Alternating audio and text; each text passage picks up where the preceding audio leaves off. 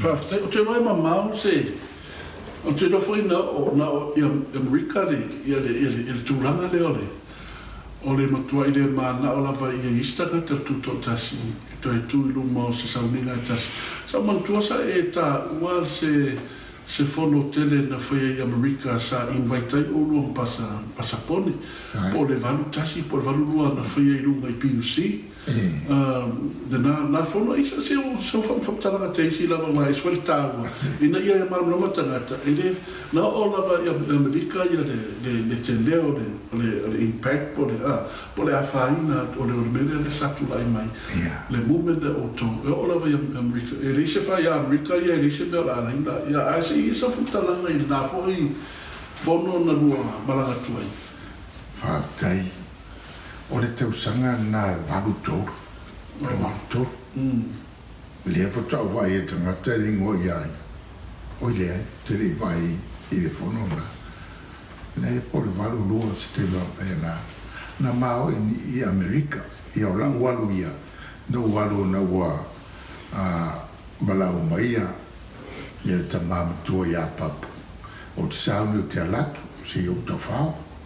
Ia no walu ai le whapena fo la sunga telefoni na ua wala o mai mo se alato ma te atu la a whaile a ua sauni il fono e whai o le PUC ia whaile o le fono mao ai tu mulava le fono o le matua tu mua le fono whatua wai fo i le toa tele o tanga Samoa Asfitu o lo ia ilunga i California a ua o te ilo o le tangata uma Asfitu i California sa ia le fono na ia no le siaso e fai la leo tae awa ale o fai ngaluanga o na maa ai lea malisunga pas telefon o le fai ulawe la o maatu ne no fo iluma ia ai te ua umal sauninga ia tu mai loa le sunga pasto ese a se me fai folfolanga ia fai leo folfolanga ai tu madis fai fe au tua fai male o por fai au na e fai sfa no noa ona fa no atu o la a fia ia to ina ia to lua i le por kalama le fono a o tangata i le te taunu fa nga ina i tono tatu fono ia ona fai ale o la tu tal noa fai mai foi pasto ese pe ese mafuanga i o tali atua i o toi ine o tangata wo ese male kalesia ele o tangata asfitu ia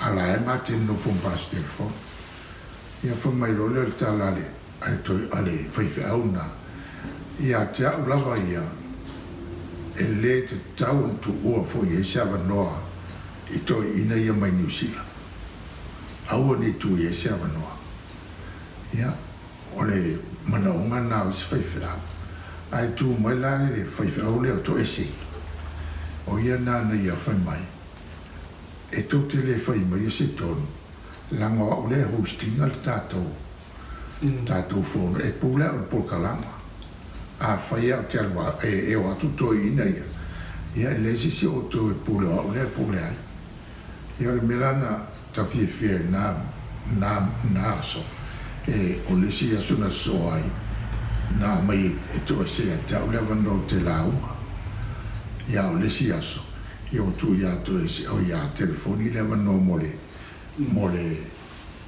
a leo tae au ia na mai ia ina a mena sin te o tia tele wala mai ia il a fiafele o sapati ma te o i mea le utalwo ma te o mea le utalwo e saule stia kono le kalesia fa mai a te o fa molo te fiatal noi a te oe ma sa tato o lai faile o lai sauni mai le tia le tina mo ta ua nei le fiafi fa le fa te tele ia nei wana mau ma te o te lunga e le se tia o faia ai pena e tasi ale minute no fai lunga ai tau fai uru fale o matu tangata le kalesia to ina ti a kono o atu umai tono atu atumu fatu le o le wan na ai stofon me le ai o nai me ia mate mana fia fisiri a oe. Ia na unofo le a tu ia o fisiri. Ia o fisiri mai, o fatu loa, o le mea o te o fuai, o te o e niusi o e Amerika. A mea le tupu o New Zealand, e ngata o ia mato, a o tau whaamisino mai, mea tau te leo mamala mai ai. Ia la tati e langa e te leo mato tanoan nā mea. Ai e le a veale nā mea, a wa iwa na matua whaasas whiwhia. E le a veale nā mea mea tau fiai. Le mea o le alofa, a wa po le alava e sa o lava le upui e le se fefe le alofa ma fo I mai lea ai malanga mai sunga ia papu te mama tua ia papu ia le tua ana sunga pasta wili tatu te tai ia saule pasta papu ma tu ma futa I New Zealand na iwa na ia fai se misiona tos funu ma le valu tangata na baptiso I nai a sa le ngata I ngala tau whainga o maamaru ia matoi sau o maaru matoi sau ai sa e wholo nā nganga e lofa mai a mātou e les whaiwhau ana a mātou toi ina a me zina fia ele ia nata mamatua e vai mai o le whalo whaninga o le kalesia o le mea siri lan tāua ia pesi o la o tano atu lea e uia na tā ofi whaiwhau awane o mai e atanga te e le alofa pe o nau tā ua ia le tamamatua Paftai, eu te noe tā ua ia le rangan nei ne. O le tero teimi ia e pe e whiwha o whai umo tangata ia e le o lava se lato mamla. Ia tā ua le whai umo se mea o e o lava lo mamla ma e su e aile. E ine, mena le o tā ua I na ua awhia lo ia. Ma ua raide whai unga alo ia. Ia, mo le settlement, ia pe o le mele tu te rik mata o e oai. Ia, a o whanita, ia, o le ua loka le whaisama. A le ase settlement na ieide, ina ua waiwaina ia mea tō tino ale nara. ia whaatai ua o le teimi ua whaimeilo ia mātou ia o la selo tua tātou mta opu ono nele tu o mātou tāl sanga iai mau te le fia o le kōt mau te le fia o i ono le nganga fo ilia pe o le kofenisi ia o mawai mātou lau atu e pe e o e whaasana tau iai ana pau le mea mātou nau mia ia mai se I o matatala mai mea la leo ni mea lato a wa le mea monia e le ase sene ta se kofenisi na ru whātaunga le whasalea por whātaunga fo le whanua ia e peta na whai lava le saromengi tuare a lo ia mai malo ia le lotu ia na uma leo o le whai unga na o sa uma tolo ia whamai ia o le ua uma na vai a tātou mea si toi fo ia lau tala o le vavenga na la mea na toi malanga atu le sunga lau langi toi malanga atu lau langi o na o ia mana I whanga ingo mea ia male amatanga o le whatino ino mea ia e na leo lau langi alu wai le malo ia I le salary o le afoi o mea ia o le whaiunga ia na o mai lea fa mai o le whaiunga lau ai ia o le avae lua mea o le atu au mai uma mea tu whatasi o lava le tau o le whanua ia o le whalesa ia o a uma mea la tu whatasi o le fitu suru ma le fitu pasene ma le afa o le au mai a tātou ai lua suru lua pasene ma le afa o le a ave konfenisi ia o lasi si mea o nare i o atu ia o le lei sili na ia na lana whai e loa whai ua na o vai ua mea ia o na mai lea mātou fitu ma le afa ia ave konfenisi le lua suru lua ma le afa ia e le ma se la tau sene nā ua le I whainga o nei mea.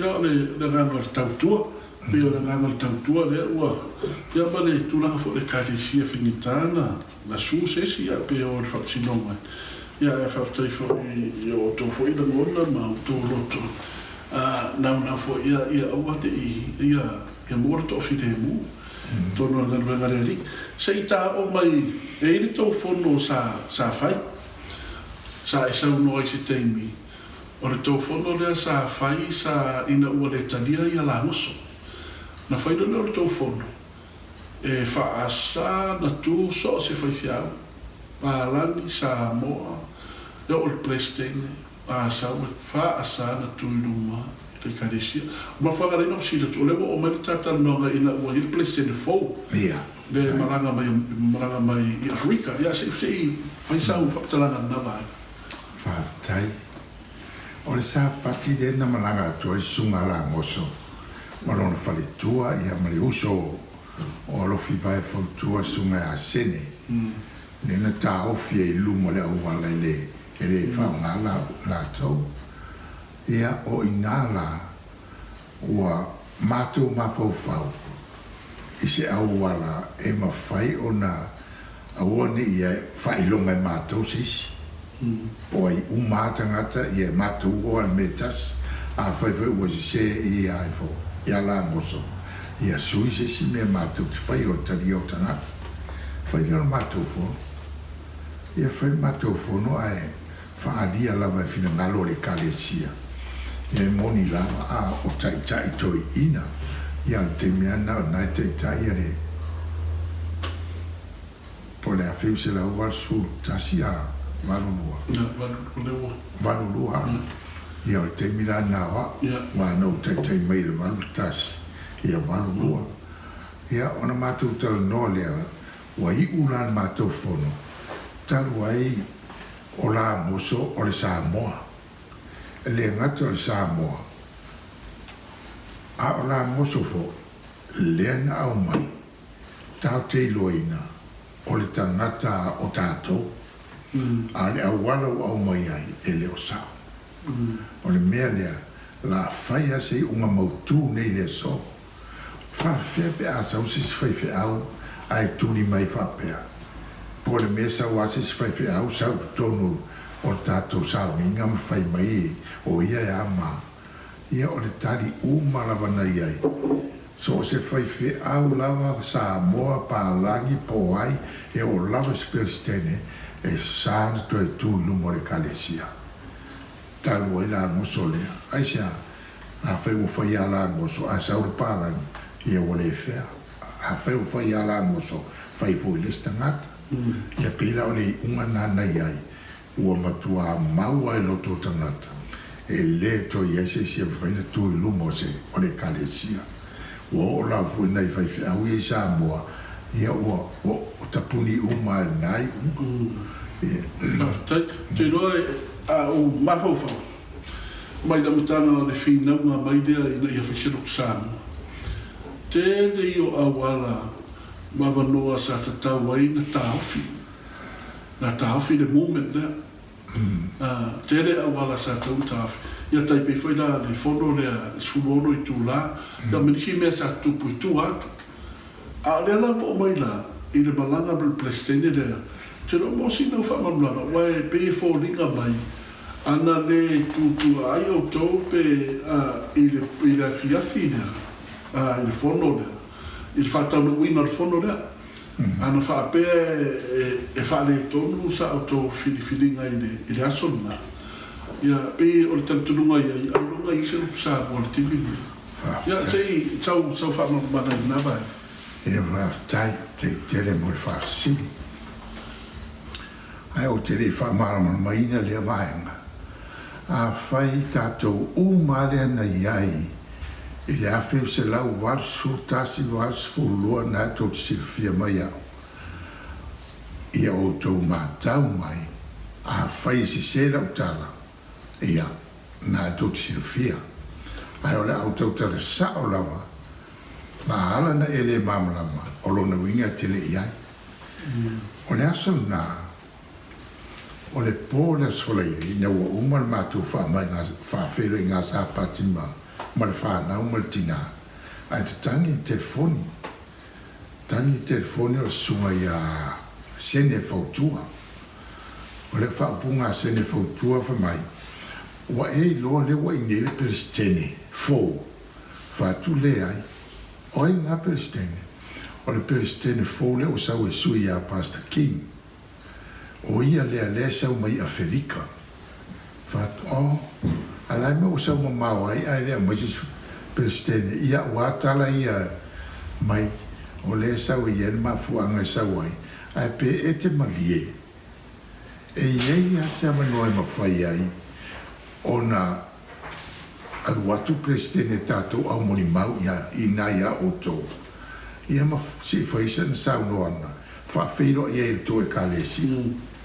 O whatu lea ia wan lei.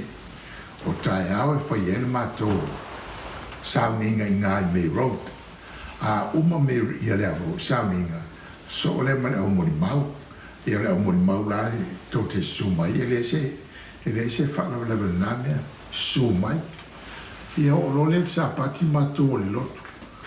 O se haso o sapati mua na tarun mātou whātas. O taru atu te i Meiro. Wa mutua ngau a mātou. Wa tau lea i vanga nāle au talu. Ia mnai tina mātua ma. A le tele o toi ina. La oi Niulin. Niulin na i lotu Samoa. O ina lai la ungai whewheau. Kompai no mai e tangata i o. Ia, ai whamai o le whamtalanga, o le whewheau. Wala na au mai whewheau lea. E sau na te talepe ina lea. Le mea lea tutotasi. Langa o whai mai la le larolangi atoa. Sira mai la. O le mea lea, ele i whapena o New Zealand, le ai. A fwoi no whatu mua, o i lunga General Conference. O mea whai o le TTUC, o mai i a laolangi, ia o mea whai fwoi i a laolangi, o le i konferenisi, o la fwoi tusi o le General Conference. Ia o maho fwotu lao, e sa o la mea le la sa wewe fiao, e sa. Ai, o le tūlanga iai, o la si whataki. Ia na whaina o le lato sa minga, i o a whaulawe na ua vai atua ngau mātou o tau le tangata mātua ia ua whapena fui toi ina o piwa furi toi ina i o ia no fua lea i lalo le maalai lumore o mawhau whau po le se mea o te iloa o i le la ngata i tau whaina ia no fua lea ai te iloa watu walo tu yo o watu nga sosolo mai saule tāwale ia e saua tāwale istoina sāwale sao mai a tāwha mai wale lena mātou yo what i na oiloa ia o laso whina ngaro a whaia o ta mālole o sau nei e tau tele leia mai ko whenisi ia o tau walan tātou whaia me tamu whai tau tātou toi fo la unga le fai nei o tua la unga la vole o le lenga i le va uso fa tai o le le ia o le lenga to va wala to go au te le ia te le lo ia si ta ti ia se ia o mai tina na o e o mai o le mea tas e o ai tina o mai fa mai o tau no mato tania ne mesa wel peste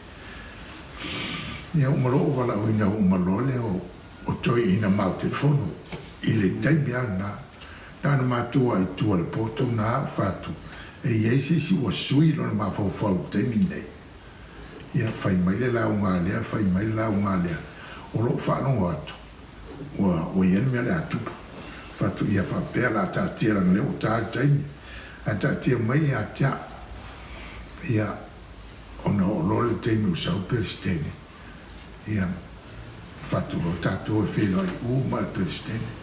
Pi e whaila utala lea le mamalu le kālesia o ero whaafonga mai. Fatu a ono iwa fitu sifuru, ta silua tolu. Ele 11 o na vea umtanga ta sifitu.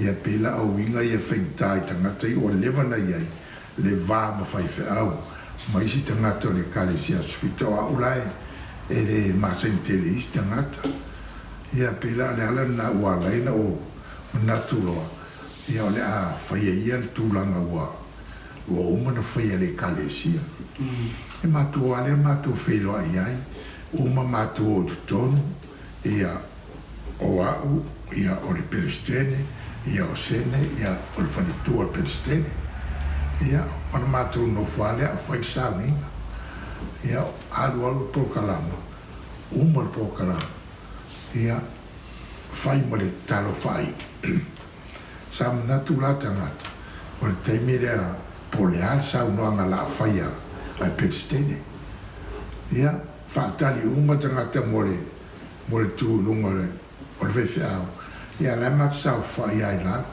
sini mai o le whewhiau pe whaina tūlunga i se avanoa tū ai lunga whatu le ia i le ai e le se avanoa mai le pe e se a whatu le ai se avanoa langa le oe o sau whewhiau ai whamartala le whewhiau o eloina o le Pelestene o conference fatu i o te ilo o le Pelestene o le conference o le tangata o tis fellowship o lona winga o le se connection o e ma o tangata ese e le ai lasa o avanoa pe o oso mai nā tala rota mo whaia i au ne iofi lea na mina onga le sa o fia tūlu mo le kalesia na matuala ngona lo vai atua te malo pe o ia si na fafsiri no ma po fa ia o male o fatu la tato o fa io va ai moitangata o le tu lu mo fe au alu lunga ai tu ma tu sa vali fa ia sa vai ala va falling a le fia falling a ti ngao tangata naso ia ma to atuale fa filo ai tangata fa ma vai mau ne wa uma ala ma te tua ma sene ma Pelestene ma lon fa tu o le fisi mo na fisi mai Pelestene atia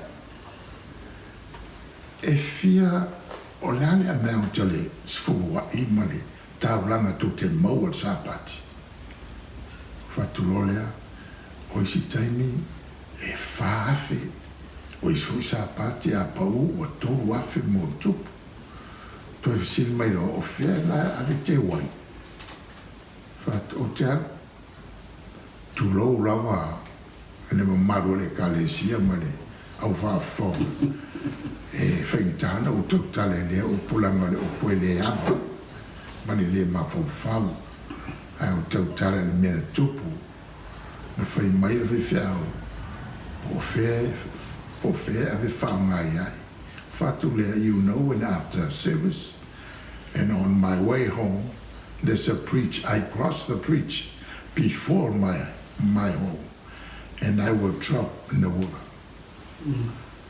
sa tu whewhia muti tiro mai a tau po le ale winga o lautala whatu lea that's it ia o ngā lewa mai ele ai a sisi o awa noa me whaina no tūlu mo le kare si o whatu le ai whata atu e whesiri mai lo lea e to a fia la lea whao le kare si o whatu se lau tō suma le ono awa tis fellowship uma o leo to yes tanga te korpenisi o iai ia tūtua leo whaiwhea uma whamaidan tala ia tau o te talo mo oe i se teime to e mai sawa no ia tau whamea ia whaftai a whai te talo moa ia whaftai tele ina o malea mātou whamawai a le mea la leo watupu ia o le nei wo sa uni nei mo le pola leo le asoruru le la whai mātou whonu tatara a wawa o loa o matua le ai ma se isi le ai ma se isi la vole o le kale si o toi fia ia te o lo fo mo tanga te pole pe ia o le o lo fo do mai ai ia matua tu lo o le tu a se si e te ia matua whonu tatara a wa te lo inara sa o mai mea ia e tinga ia ele se avanua italia e ora tuale fa il mato fonota e na sfu minuti siamo a popo ingalama ala o lo me o tauna o le a fai pole ia na o mai fa im fulfulanga o le sapati ia o male o fulfulanga o facilio e ia se me fi facilio ia pe o lai mo le anu lungo a o le kalesia na itala vo e o lama i toi ina o motualu lunga la tau ao ti a kono ta maa ti nā mātua a sai iei na ina male toi ina leo si ta male ia mapusua kofi mai lauli i Samoa na sau e wha malolo mai ma ta whao ia o le tangata la na no tua iele a manoa te le tua se a manoa se se o mātua le New Zealand a se tua le manoa tangata le mai Samoa ia tua le manoa tula i loa ia sunga mapusua o le upu mua mapusua se o te ofo ia se o te ofo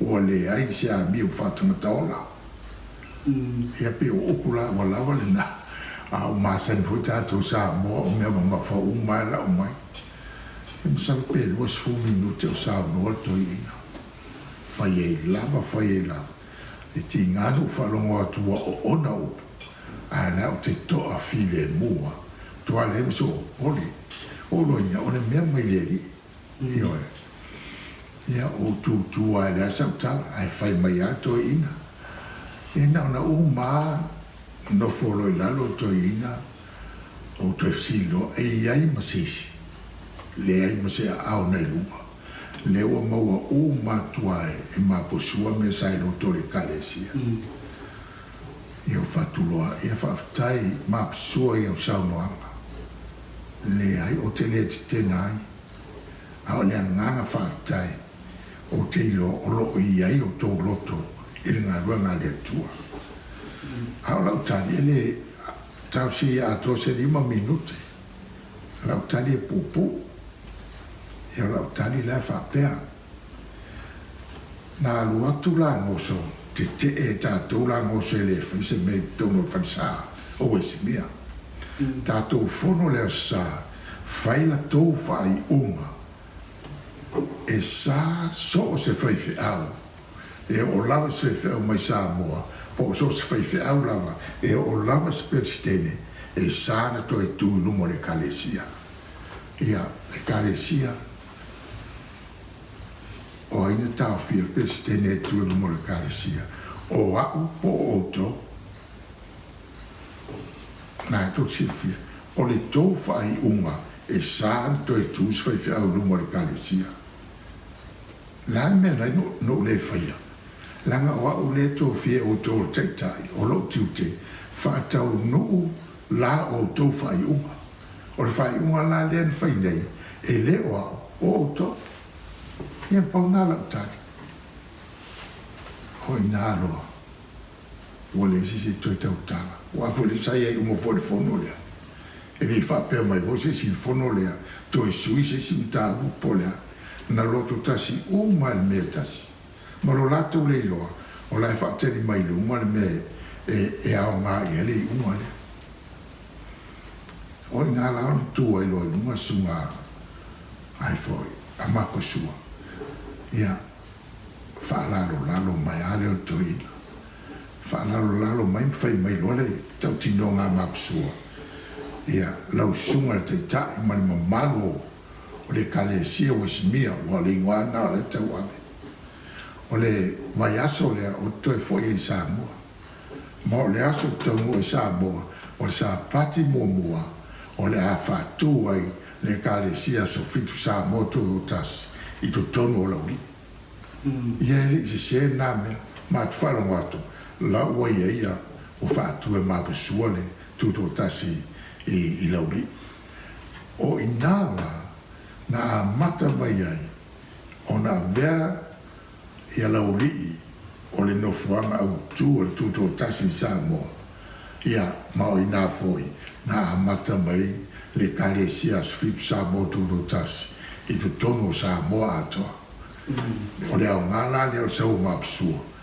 Le sau mapsua i e whalongo ai. Maru e whai le meo whina ngalo i le tu e whai. E pisa tano atu le tu sai le vai. Paftai, ia o te roa. Pei, o le sirea, wanga sirea na tā ore. O le tau ia whina mua. Ia e mesi, ia na whaila e tō te sesea ina. Ia tonu e aironga e ese rotu Samoa nektei. Ia ai peitai e whine e le tua ia o na tangata i rona nektei. Tau i whai mo tūlai mai ia o mapusua. Ia le o tātou vai whai le awa le atu e tono Samoa. Ia ai peo na uri rā le ole. O le tina le o le garuenga i Samoa. Ia tātou garuenga i lauri. Whātai a ole mtau pu. Peo nei sau noi ai. Na o toe maua muri i lawa i le toe ina lena o atu mal persteni. O le toe ina lena o persteni ia walole e kulose i ono o vai. O le tanga toe ina. O mtua o full persteni le plan sau maia. A ole taunu. O le mana onga le persteni le etalepe. O le mea fo i lea ana tu i ele amanoa i le perstene i le sa patina te ilo o le ele ese lo tutotas ele ai. Ai sa, na fo pawai o tangata lai e o la tolo to e nga e fia faise lo tutotas a o sisi ele ai. Ai ana tu la fia au lea e tu mai numa talepe lotu. Langa le o fuli umai ai o to ina. Ia mlesi vai ngole kalesia. I sau ninga le na fai o ni uli. Ia pe mena sau ilo sau noanga. Ana le ai ma se fai uma fai le aso lea. E le ai se tuto tas o oma. Ia na fona taita u fai ngale ko feliz. Te la oile o tu la fai le tuanga ven. Te la fai le awa le tuanga nasa. Tō mai e pei whao Samoa, tō mai e toi la sultono iulai, a whima se lawa lua. Ua sa avere tusi wha maawai a se tasi fo i o toa o whaiwhao sinia ko whinisi sunga ia Sione, ki tiona Sione. Ia masiota aina, ia la mai na molamo, ia renga runga Samoa, o le asa ula gona ina ua. O tantono le sa tō malanga mua pi i ei se support. Ia le ua le ngata o tatala le lutu i Samoa i mapusua. Ia le fo o tula i mai le fo i toa le wen. Tai. O te loa le te mina mato o ai. O te le ia sila fia fo o te le masani te le tangata. Ai lava pe sai e whaiwhi au. Ai na te le loa le mato o atu. Ia por mea foi. Na e na iai. Ia o iesi mea whalawe lawe ai. Awa o le nā vai tau i le awhi se lau wātu lua. Te ewa au mai le tusi mai Samoa. O le tusi a pasta a Kitiona Sione. O lana tusi, ua umana wha maa vaire kua whenisi. O i po le Sione Samoa. A o ia le asau lango le kale sia tuto tasi. Ia na mai le tusi nā, ia ona ua vele i lunga le mātou komiti. Ia mātou talanoina, e tasi ale tali nā mai, whawhai ngā ruanga le whaiwhiau, ia pasta Kitiona. Ia pese i o le mela na o mai role o pasta Kitiona, pili tasi nā whaiwhiau, mua na iei nei, ile na iei lea, e kāle sia tutu o tasi. Ia ale mea o te ofo ai, whatoa umala na misione nai, a sato mai whale asiu. Ia whamai o mtuato tele au tangatan baptiso. Ai na umar baptiso nga wha maa vailo. Ia maa mailo malitusi. Ia au te alofa tele nea whaiwhi au. O na ole asolo na maliu. Na ulau ina ele tusi lea iluma ila umori mau. Ai whaate ia ele tina ia matangi. Ele iloa matangi tusi lea na mai. O inalana uloa le anganga o le tamaa. Ua le sia ina i lona ainga le lana langona. Ia o whai lava lona langona mai le li. Aftai. Ia nei kalesia ia. Nasa whaptalana i kalesia ia pe il tato kalesia nei loi Christete, loi Makago. O la se teimi ia mai la tau fo i sa tu mai ia pe o le vanga teimi fo nao. Pero por valu tasi, por valu lua sa i kalesia na. Ia. Aftai. O le fisi lau valu tasi. Na amata o na wala o mai tangata lea si toe ina leo sātia. Sātia te vui. Ia o tangata I longa fu I tono le kalesia. Tangata whai lea mawhai. Ia wala o mai. E fia whai se loto tuto o tasi I lalo I Christchurch. O whai atu lea ia wale lei. Ai yes taini. Ia o le whablai fōi. O whainga tāna na o te tonu I le toina tu lou lawa mare whaafonga. E tele tala tangata e au mai e winga I asatia. E whape o se tangata e le mauri le se mea. Ia no tu wale toso e awa pena. Ai o lo le afiu se lau wale sulua. Ia o wale ai malanga mai lo ma papu, pasta papu. Sau fo e faisana malo longa. Ia o wala au lo ia fo ia satia. Po ua ready la tau le a whaile lotu. Po mai satia. E le ese se e tau tala no iai. O le mea o te whatu e whai o na. E pe o upu whapena to ina pe whaaparo paro. Ina o maasani ai. Pe o mea nā reina le fie e tangata. A tangata tau tua lotu tele. Tangata le lei ma le alofa. Ia o nāna saulo papu o wala aulo iai. Ia o le amau atu. La amau tu maltoi ina e tala le lotu ina ai. I Christchurch. Ia o nā saulo le o papu o whanta sau ni tau le lo. Ta tala le kalesia le lo I Christchurch. A whiu se lau vasu loa na. Ia maolo. Ia mati atu ua iei umamale au wala au lia a sātia isi e kalesia. E o mai o lela atala le kalesia tuto tasi Christchurch. Ia a o toi ina o loo iai. O sātia, o malala, a ma tofa. Tofa lea mai le. Ia o la taulana na I tonu. Ia o inala. Ma watu lo mapapu. Ia whai lo matu sauninga. Ta tala I lo mali lotua. A Christchurch. Christchurch la tula I mai la fese lau valsu lua. Ia peitai. I le tausanga lava na. A o ma ua lo mali whamtalanga. O lo o ie le whamoe moe I inwe kako e fia whai se kalesia. O ie la stoi ina le o mase a salesa ia ma pita lea lama kitiona ia ele I whapela na o mase lava la o te iloa o le toi ina ia ele whao ua pita o I ole o stiakon ia na ma o lea ma a ona ualu le iloloi inwe kako ia o atu umai ma Christchurch. Ia mātou whātasia I nā ma Pastor Sione. Pastor Kitiona Sione. Ia ma te tala I loa aloa ia. Le lātou e kalesia I nā I Mekako. Ia sai e fōi sunga le ia mautu ia.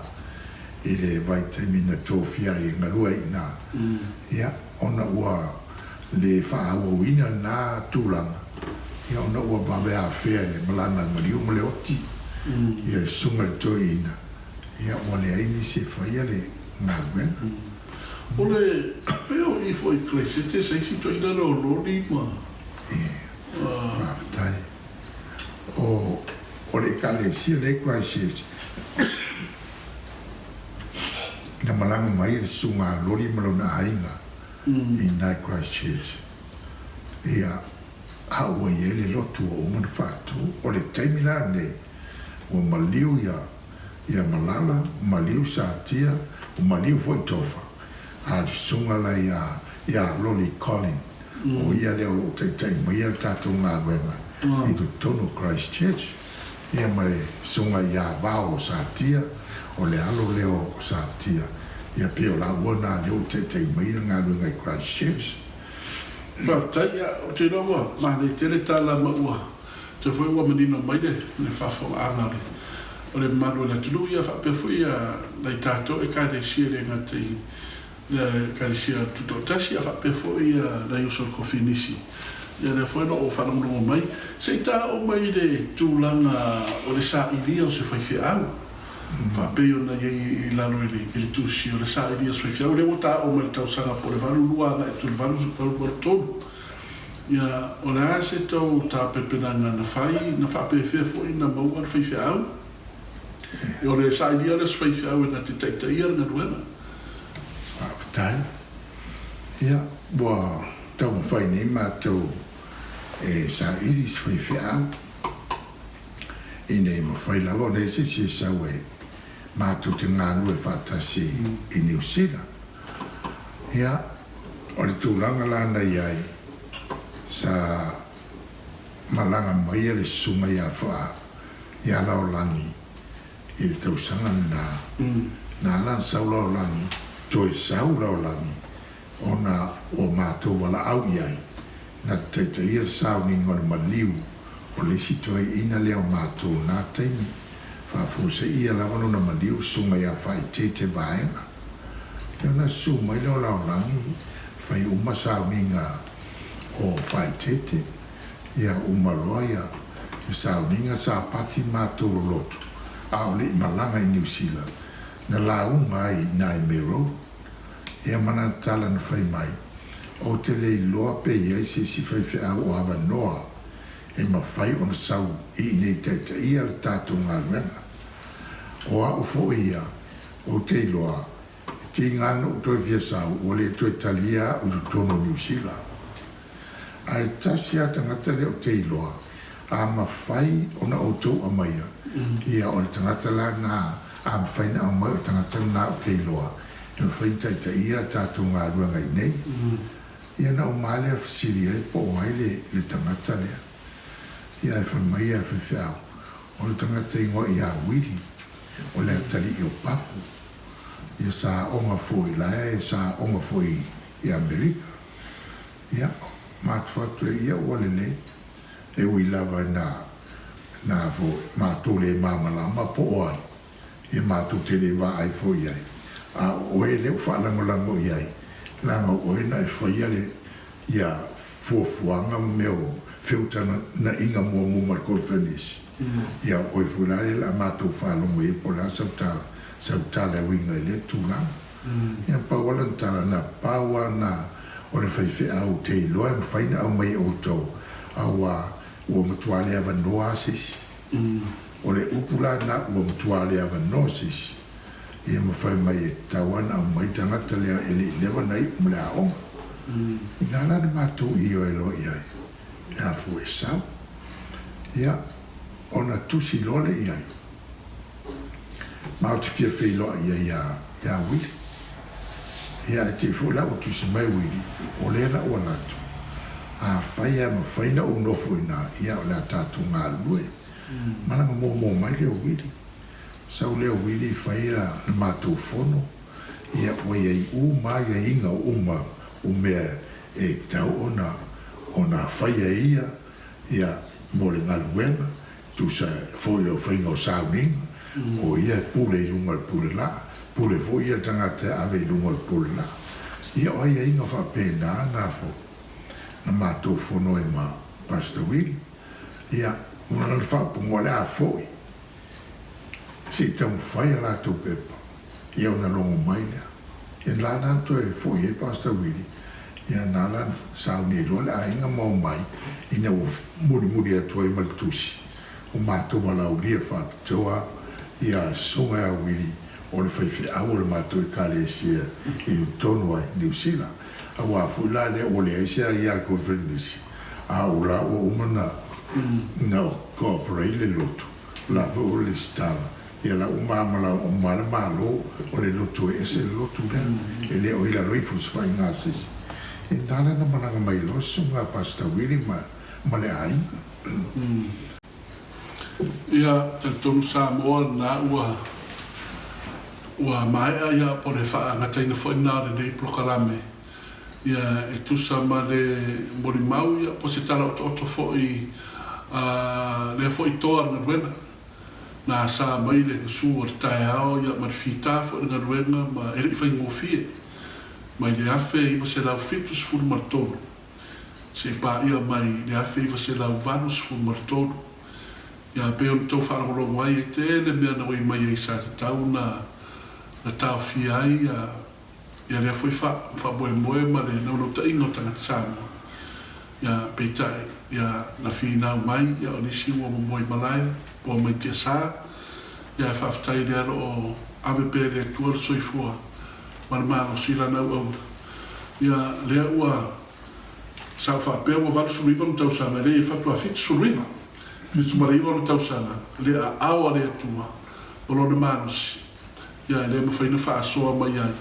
ia ma le na tfoina ia ole vanga fo o le sitas fo me no fa na ave le tua ia fa tuina no ngalwe fa tuina ngalwe le tua fa tuina ai ia fa ftais fa mundianga ia le u fa ngai na fo pe na fa ilani ia po le foi awala wa pa ele tua ni foi vai tau so fa mata tu ia le foi mo fio no to fa lo mai ia fa so atu ia foi to na ben passa plota i vau pa le te o ma marolo an maro ia la tu tu le va non ni i ona to sau noanga ia po so se to se nga fo io le nga fo fa tai e fia mo montagne toi ni maro tato tunu ya ia kalisia ia fa pe fo i pa anga mo mai masan ia la to le non ni le ta mama lo malo ia na ia to u fo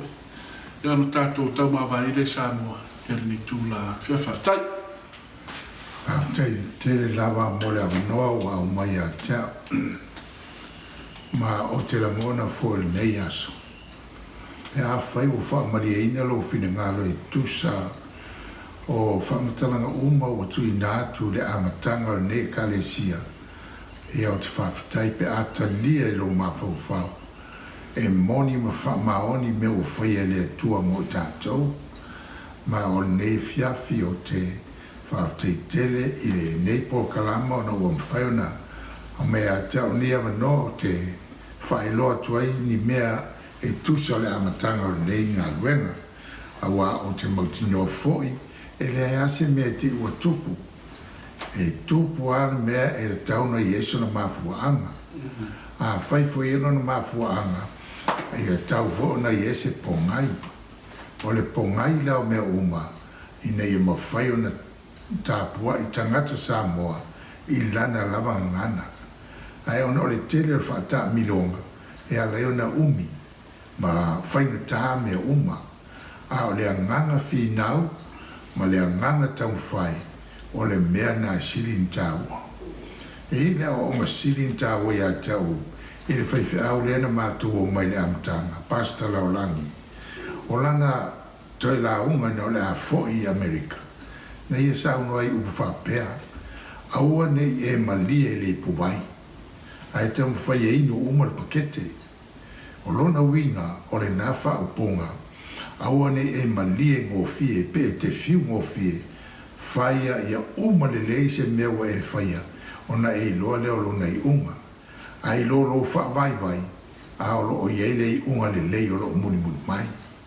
O le sfoia ana sau noanga, na lapata i nai mātou na o le halu, e tau tō nā mātou, e a lofa whawhine e lana whānau, a alu e si i umatamiti, ai le to soa le sta mediti fa penale nganga o iai ia fa penale nga lua le kalesia au ni fa i longa tangata i tono le kalesia mai se o to uma o e o fa fonga mai po le kalesia o lo iai o le nganga o le tua i tatou tapua i sa loto ia mal to sa no anga fa fa una il na lava sa pati na fai mai ala na whaamtalanga ia e le whaamaoni ai nisi mea I lo o langa tau whai ma lo o langa tau tua whaamaoni I sifurua I matauranga o mea le tua a o lona malosi a tau toa ia whaonga o tau turi vai tau te whaamaulalo ai